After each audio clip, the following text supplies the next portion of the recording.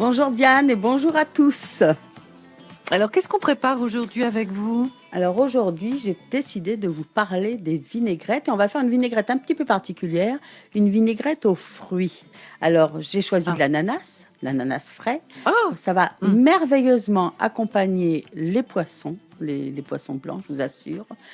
Et puis même certains légumes comme le chou-fleur. Voilà, c'est des duos qui sont presque improbables et pourtant ça va être assez, bon, goûteux. Alors, pour faire notre vinaigrette, j'ai d'abord un slogan à vous dire. Une seule vedette dans la vinaigrette.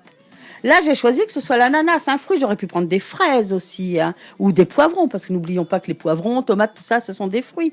Mais si c'est mon ananas qui est la vedette, je vais mettre une huile basique, c'est-à-dire, je ne vais pas choisir une huile de noix, même s'il y en a d'excellentes.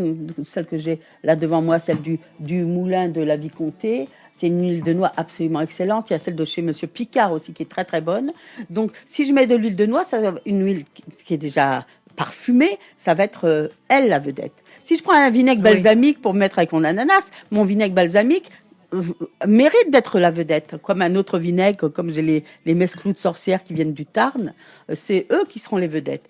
Donc quand on met un fruit, ou même des aromates, des herbes ciselées, tout ça, ça va être une huile basique, une huile de tournesol, une huile d'olive, une huile de pépins de raisin, une huile de colza, et un vinaigre basique, un vinaigre de cidre, comme celui de chez Monsieur Gentil, qui est excellent, et celui de Chambray aussi, qui est excellent. Donc, ça va être des vinaigres basiques qui vont apporter leur support, mais qui ne vont pas amener une masquer le reste, parce que l'ananas, quand même, je me suis donné du mal à l'éplucher, hein. Je l'ai réduit en morceaux. C'est vrai que c'est pas rigolo. Non, hein, en pulpe.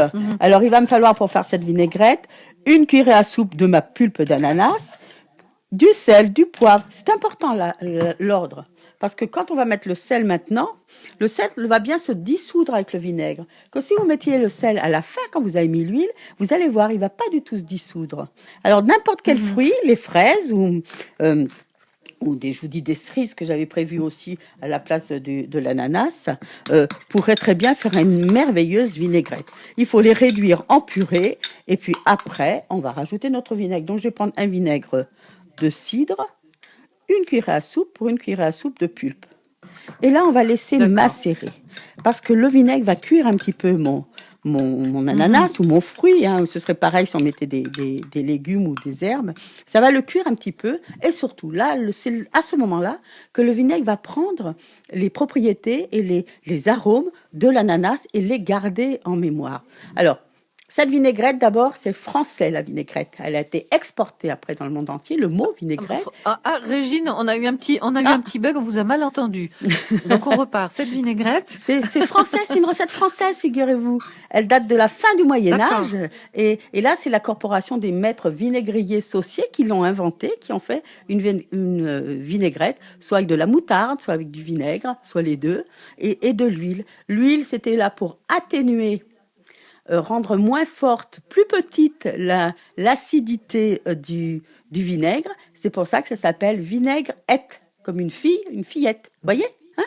C'est le nom vient de là, parce que ça a atténué le pH, l'acidité de notre vinaigre. Et puis si on rajoute du sel, ben là ça va stabiliser, c'est neutre et ça va fixer un petit peu cette acidité avec l'huile. Donc c'est très très important. On laisse macérer au moins 10 minutes. Un peu plus si on veut, et après on va rajouter notre huile.